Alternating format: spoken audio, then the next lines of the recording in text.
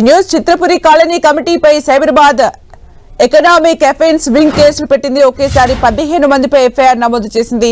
ప్రస్తుత పాత కమిటీలో మొత్తం 21 మందిపై కేసు నమోదు చేశారు. నాన్ బెయిలబుల్ సెక్షన్ల కింద కేసులు పెట్టారు. చిత్రపురి కాలనీ నిర్మాణం, ఫ్లాట్ల అమ్మకాలపై గతంలోనే కేసులు నమోదయ్యాయి. 100 కోట్లలో ఉండటంతో ఎకనామిక్స్ అఫెన్స్ వింగ్ కు బదిలీ చేశారు. ఫ్లాట్లను లబ్ధిదారులకు కాకుండా బయటి వారికి విక్రయించారని ఆరోపణలు ఉన్నాయి. సినిమా రంగానికి సంబంధం లేని వ్యక్తులకు ఇచ్చారని ఆరోపిస్తున్నారు.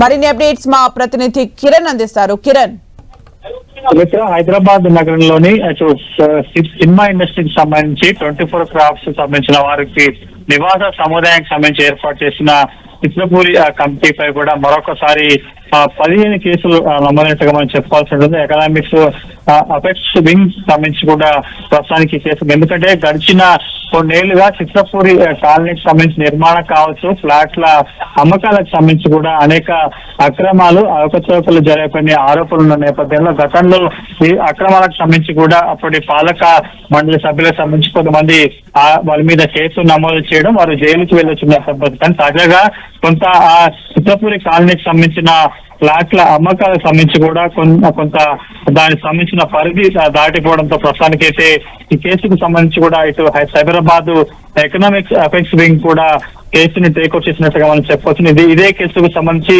చిత్రపూరి కాలనీ కమిటీ అధ్యక్షుడు పొల్లంనేని అనిల్ గతంలో కూడా అరెస్ట్ చేశారు. అనేక ఆరోపణల నేపథ్యంలో ప్రస్తుతము ఇప్పుడు చిత్రపూరి కాలనీకి సంబంధించి కొంత అమ్మకాలకు సంబంధించి కూడా 100 కోట్ల ఉండడంతో కూడా ఈ కేసుని ఎకనామిక్స్ అఫెక్ట్స్ వింగ్ కి బదిలీ చేసినట్టుగా మనం చెప్పాల్సి వస్తుంది. చిత్రపూరి సంబంధించిన ప్లాట్లు లబ్ధిదారులు కాకుండా బయట వారికి అమ్ముకున్నారని గతంలో అనేక ఆరోపణలు వచ్చాయి.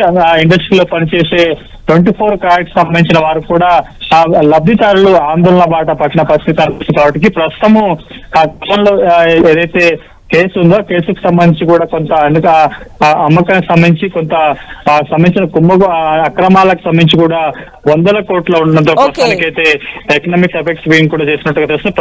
ప్రస్తుత కమిటీ, పాత కమిటీ మొత్తంగా 20 కేసులు నమోదు చేసింది. చిత్రపూరి కాలనీ సభ్యులు పొల్లంనేని అనిల్, తమ్మారెడ్డి భరద్వాజ్, పలుచూరి వెంకటేశ్వరు, యాంకర్ పాటు కొంతమంది వినోద్ బాలా, కాందారి కిరణ్ సంబంధించి వారి మీద ప్రస్తుతానికి ఈ ఎకనామిక్ ఎఫ్ఐఆర్ దాంట్లో కూడా కేసు నమోదు అయినట్టుగా మనం చెప్పాల్సి ఉంటుంది.